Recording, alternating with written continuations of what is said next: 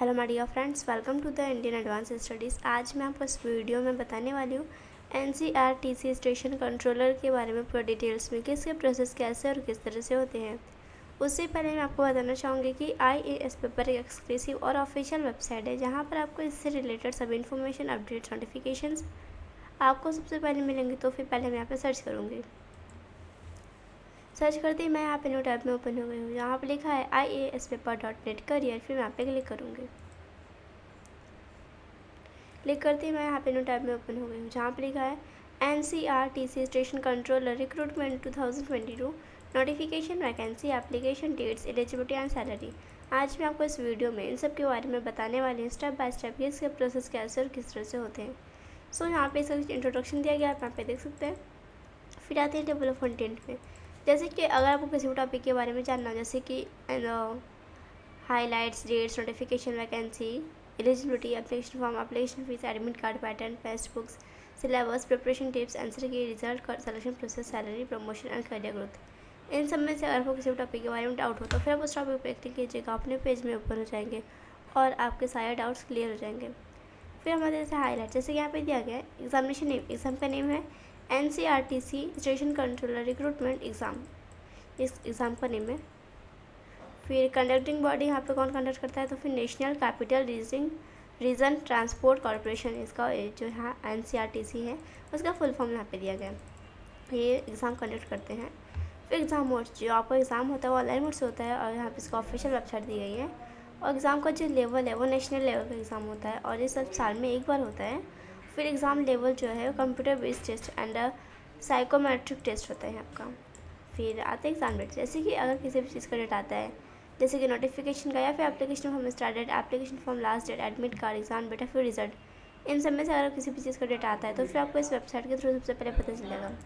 सो अभी तो किसी भी चीज़ का डेट नहीं आया है। फिर होता है नोटिफिकेशन। नोटिफिकेशन होता है कि आपको नोटिफिकेशन PDF किस तरह से डाउनलोड करना रहता है, कौन सी वेबसाइट के थ्रू डाउनलोड करना रहता है। तो सबसे पहले आपको ऑफिशियल वेबसाइट पे आना रहता है NCERTC के। उसके बाद आपको लेटेस्ट अपडेट पे क्लिक करना रहेगा। क्लिक करते अपने पेज में ओपन हो जाएंगे जहाँ पे आपको नोटिफिकेशन PDF से रिलेटेड सभी इन्फॉर्मेशन वहाँ पे दी रहती है। जैसे कि उस PDF के अंदर बहुत सारी इन्फॉर्मेशन दी रहती है, जैसे कि एप्लीकेशन फॉर्म के बारे में, एडमिट कार्ड के बारे में, फिर एग्ज़ाम पैटर्न के बारे में, तो हर एक चीज़ के बारे में दिया रहता है नोटिफिकेशन PDF में। फिर आते हैं वैकेंसीज। यहाँ पे अलग अलग पोस्ट के लोगों की अलग अलग वैकेंसीज होती हैं।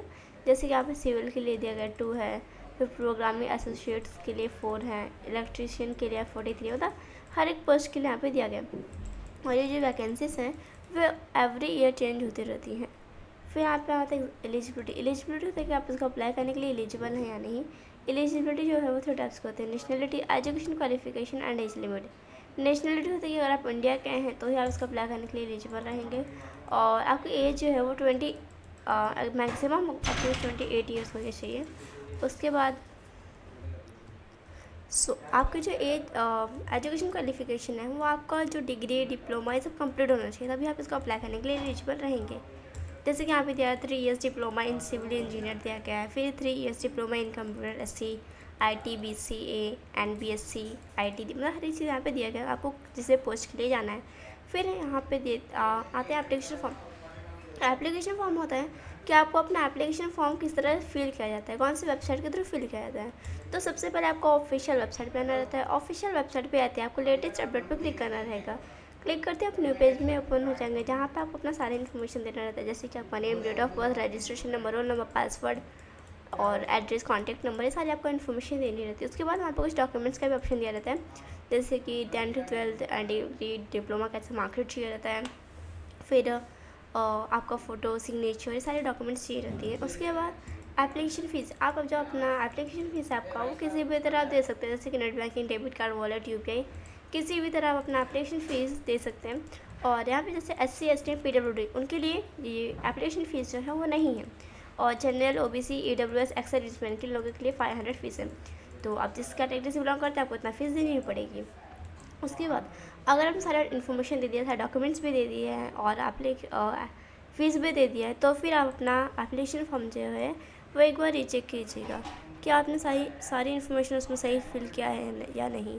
अगर आपने इसमें सारी इन्फॉर्मेशन सही फिल किया है तो फिर आप अपना एप्लीकेशन फॉर्म जो है वो सबमिट कर सकते हैं।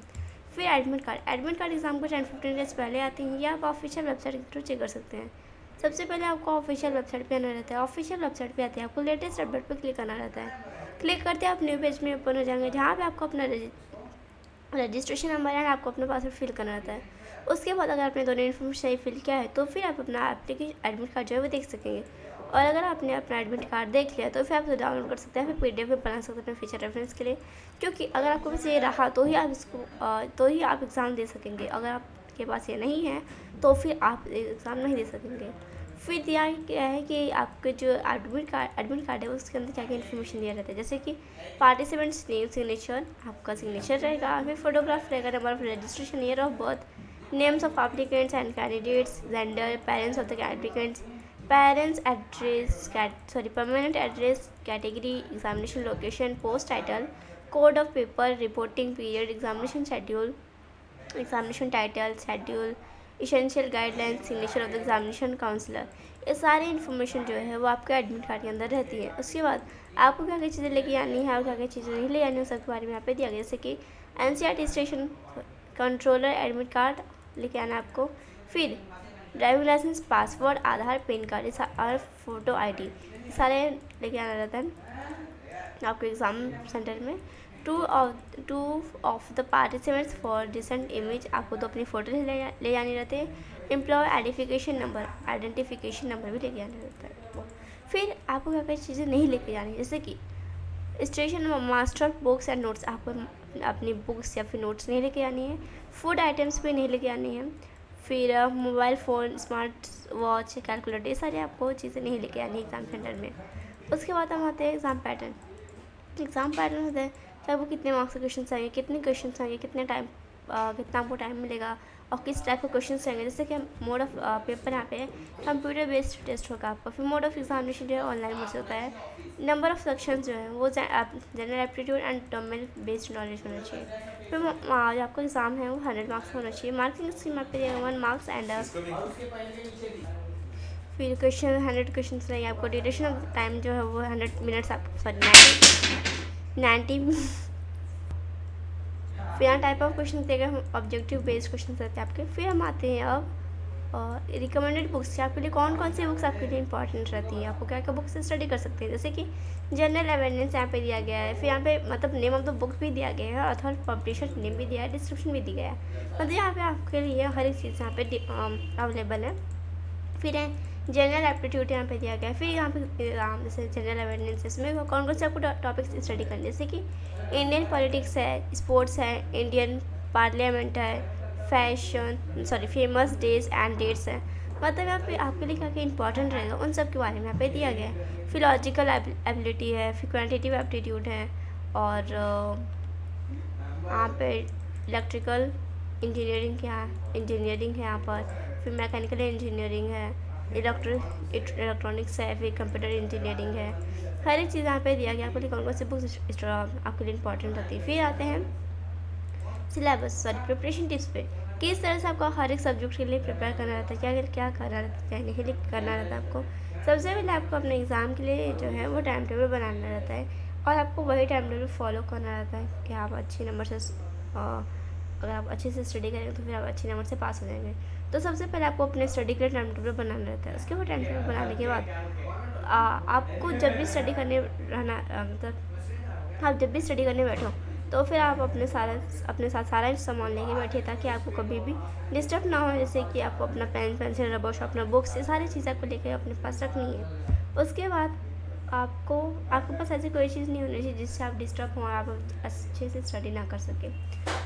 तो अब हम आते हैं यहाँ पर आंसर की एग्ज़ाम के बाद और रिजल्ट के पहले आता है। ये आप ऑफिशियल वेबसाइट के थ्रू चेक कर सकते हैं।